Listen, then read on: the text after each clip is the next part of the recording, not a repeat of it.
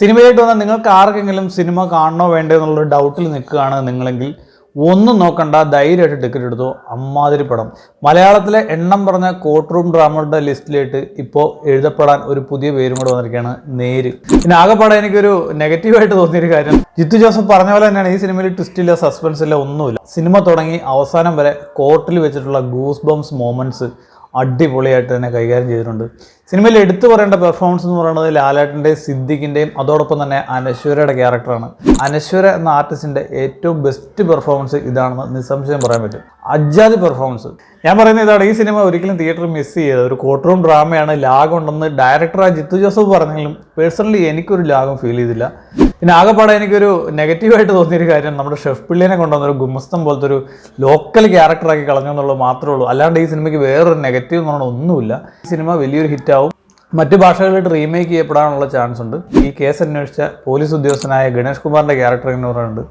ഇത് നേരിൻ്റെ വിജയം, ഇതൊരു കൂട്ടായ്മയുടെ വിജയം. എനിക്ക് ഈ സിനിമ കഴിഞ്ഞ് എല്ലാവരും ജിത്തു ജോസഫ് ഫിലിം എന്ന് പറഞ്ഞ് ക്ലാപ്പ് അടിച്ചപ്പോഴും എനിക്ക് ഫീൽ ചെയ്തൊരു കാര്യം ഇതാണ്, ഇതൊരു കൂട്ടായ്മയുടെ വിജയം. ഇമോഷണലി എത്രത്തോളം ഓഡിയനെ കണക്ട് ചെയ്യാൻ പറ്റുമോ, അവരെ ഹുക്കാക്കാൻ പറ്റുമോ, അത്രത്തോളം ഈ സിനിമ അതിന് ശ്രമിച്ചിട്ടുണ്ട്. എസ്പെഷ്യലി ഒരു റേപ്പ് സീനൊക്കെ അവർ ക്രിയേറ്റ് ചെയ്യണം. അത് കണ്ടാൽ തന്നെ നമുക്ക് ഭയങ്കരമായിട്ട് സങ്കടം വരും. മേക്കിംഗ് ആണ് ജിത്തു ജോസഫ് ഇത്തവണ ഉപയോഗിച്ചിരിക്കുന്നത്. ഭയങ്കരമായിട്ട് അപ്ഗ്രേഡ് ചെയ്യപ്പെട്ടിട്ടുണ്ട്. നമ്മളെല്ലാവരും സ്റ്റാറ്റിക് വിഷ്വൽസ് ആണെന്നൊക്കെ പറഞ്ഞ് ദൃശ്യം 2 ഇറങ്ങിയപ്പോൾ അയാളെ കളിയാക്കിയിട്ടുണ്ട്. പക്ഷേ അയാൾ വമ്പം തിരിച്ചുവരവാണ് നടന്നിരിക്കുന്നത്. ഇനി ലാലേട്ടനെ പറ്റി പറയാം. നമ്മളെപ്പോഴും പറയാറുണ്ട് മോഹൻലാലിന് ഒരു വക്കീൽ വേഷം ചേരില്ല, മോഹൻലാലിന് ഒരിക്കലും ചെയ്യാൻ പറ്റില്ല എന്നൊക്കെ. ഈ സിനിമ വരെ. കാരണം ഈ സിനിമയിലൊരു കോർട്ട് റൂം സീനുണ്ട്. അതായത് സിദ്ദിഖിൻ്റെ ക്യാരക്ടർ അനശ്വരയോട് ചോദിക്കുന്നൊരു ഇതുണ്ട്, കൺസെൻറ്റോട് കൂടിയിട്ടാണോ നിങ്ങൾ റേപ്പിനെ സമ്മതിച്ചതെന്നുള്ളത്. ഞാൻ സ്പോയിലർ ആക്കുമല്ല. ആ ഒരു ഡയലോഗ് പ്രസൻറ്റേഷനിൽ അനശ്വരയ്ക്ക് കിട്ടിയ കയ്യടി എന്ന് പറയുന്നത് നിസ്സാരമല്ല. കാരണം തിയേറ്റർ മൊത്തം കൈയടിക്കുന്ന ഒരു സീക്വൻസ് ആണ്. അത് കണ്ടു തന്നെ അറിയാം. ആ കയ്യടി സീക്വൻസ് കഴിഞ്ഞ് ലാലേട്ടൻ പറയുന്നൊരു കാര്യമുണ്ട്, പഴയ കാലമൊന്നുമല്ല, പുതിയ കുട്ടികൾക്ക് അറിയാം അവർക്ക് എന്താണ് കൺസെൻറ്റ്, എന്താണ് റേപ്പ് എന്ന് കറക്റ്റായിട്ട് അറിയാമെന്നുള്ള രീതിയിലൊരു ഡയലോഗ് പറയുന്നുണ്ട്. അവിടെ കിട്ടിയ ഒരു സിംഗിൾ ഷോട്ടാണ്. ആ ഡയലോഗ് ലാലേട്ടൻ പറയുമ്പോൾ കൈയടിക്കുകയാണ്, നിർത്താതെ കൈയടിക്കുകയാണ്. എനിക്ക് ഈവൻ പിങ്കിനേക്കാളൊക്കെ കൂടുതൽ ഇഷ്ടപ്പെട്ട ഒരു സിനിമയാണിത്. പിന്നെ എനിക്ക് പറയാനുള്ള ടെക്നിക്കൽ സൈഡാണ്. ഈ സിനിമയുടെ ഒരു 50% സക്സസ് എന്ന് പറയുന്നത് ഞാൻ പറയും ഈ സിനിമയുടെ കാസ്റ്റിംഗ് ആണ്. ലാലേട്ടൻ ഒരു മിതത്വം കൊടുത്തിട്ടുണ്ട് ഈ ക്യാരക്ടറിന്. അതായത് ഓവറായിട്ട് പുള്ളി ഹൈപ്പർ ആവുന്ന സിറ്റുവേഷനൊന്നും വരുന്നില്ല. അതുപോലെ എന്താണോ ക്യാരക്ടർ ഡിമാൻഡ് ചെയ്യുന്നത് അതനുസരിച്ച് തന്നെ മൂവ് ചെയ്യുന്ന ഒരു ക്യാരക്ടർ. അതുപോലെ ജഗദീഷിൻ്റെ ക്യാരക്ടർ, അതുപോലെ തന്നെ അനശ്വര. ഈ ക്യാരക്ടർ അനശ്വര അല്ലാതെ വേറെ ആര് ചെയ്തെങ്കിലും പാളിപ്പോണ്ട ഒരു ക്യാരക്ടറാണ്. അനശ്വര ബ്യൂട്ടിഫുൾ ആയിട്ട് അത് ചെയ്തു. അതുപോലെ തന്നെ സിദ്ദിഖ്, ഏത് റോൾ കൊടുത്താലും സിദ്ദിഖ് അതിൻ്റെ അകത്ത് വിസ്മയിപ്പിക്കുന്ന ഒരു നടനാണ്. ആരും പറയാറില്ലെന്നുള്ളൂ. അജാതി പെർഫോമൻസ് ആണ് പുള്ളിയുടെ. കാരണം നമുക്ക് തന്നെ ദേഷ്യം തോന്നുന്ന രീതിയിൽ ക്ലൈമാക്സിലൊരു സീക്വൻസ് പുള്ളി പറയുന്നുണ്ട്.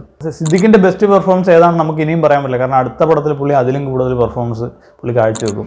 അതുപോലെ തന്നെ പ്രിയാമണി.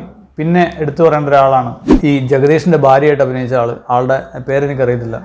ടെക്നിക്കൽ സൈഡിൽ വിനായകൻ്റെ എഡിറ്റിങ് പക്കയായിരുന്നു. ആ കോർട്ട് വിട്ടുപോകാൻ സമ്മതിക്കാതെ കോർട്ടിൽ തന്നെ ഹുക്ക് ചെയ്യുന്ന രീതിയിൽ ഇൻ്റർകട്ട് ചെയ്ത് വിനായക് അത് നല്ല രീതിയിൽ എഡിറ്റ് ചെയ്തു. Background score, I think his name is Vishnu Shyam. പുള്ളി കൂമനിൽ തുടങ്ങിയതാണ് ജിത്തു ജോസഫിൻ്റെ കൂടെ. ഈ സിനിമയിലും പുള്ളി വിട്ടിട്ടില്ല. ഇജാതി സാധനമാണ് പുള്ളി ചെയ്ത് വെച്ചേക്കുന്നത്. നമുക്ക് ഈ സിനിമയിൽ അങ്ങനെ ഓർത്തിരിക്കാൻ പറ്റിയ ഒരു BGM ഒന്നും അല്ല. പക്ഷേ ചില ഏരിയയിൽ നമുക്ക് തരുന്ന ഒരു ഫീലിംഗ് ഉണ്ട്. അത് ബാക്ക്ഗ്രൗണ്ട് സ്കോറിൻ്റെ കാര്യം എടുത്ത് പറയാണ്ടിരിക്കാൻ പറ്റില്ല. മലയാള സിനിമയിൽ ഇറങ്ങിയതിൽ എണ്ണം പറഞ്ഞ കോർട്ട് റൂം ഡ്രാമകളുടെ ലിസ്റ്റിലേക്ക് ഇപ്പോൾ നേരും വന്നിരിക്കുകയാണ്. ഇതാ വീണ്ടും ലാലേട്ടൻ തിരിച്ചു വന്നിരിക്കുന്നു. വീണ്ടും ഒരു ഡിസംബർ മാസം ജിത്തു ജോസഫ് തന്നെ വീണ്ടും ലാലേട്ടനെ തിരിച്ചു കൊണ്ടുവന്നിരിക്കുകയാണ്. 2013 നമുക്കറിയാവുന്നതാണ്. ഒരുപാട് ഫ്ലോപ്പ് ലിസ്റ്റുകളുടെ കൂടെ കൂടിയിട്ട് ലാലേട്ടൻ്റെ ഒരു തിരിച്ചുവരവ് എന്ന് പറയുന്നത് ഡിസംബർ മാസത്തിലായിരുന്നു. അതുപോലെ തന്നെ വീണ്ടും ഒരു ചരിത്രം ആവർത്തിച്ചിരിക്കുകയാണ്. ഒന്നും നോക്കാനില്ല, ധൈര്യമായിട്ട് ടിക്കറ്റ് എടുത്തോളാം. ക്രിസ്മസ് വിന്നർ ആവാനുള്ള ചാൻസ് ഉണ്ട്. ബാക്കി പടങ്ങൾ കാണട്ടെ, കണ്ടിട്ട് അറിയിക്കാം. നിങ്ങളുടെ സിനിമയെ പറ്റിയുള്ള അഭിപ്രായം എന്താണ് താഴെ കമൻറ്റ് ചെയ്യുക. കണ്ടതാണോ ഇല്ലയോ എന്നുള്ളതൊക്കെ കമൻറ്റ് ചെയ്യുക. ഓക്കെ, അപ്പോൾ പുതിയൊരു വീഡിയോ ആയിട്ട് വരുന്നതായിരിക്കും. അതുവരേക്കും bye. Crime number 2752/2022 Thumba police station. പ്രതി മൈക്കിൾ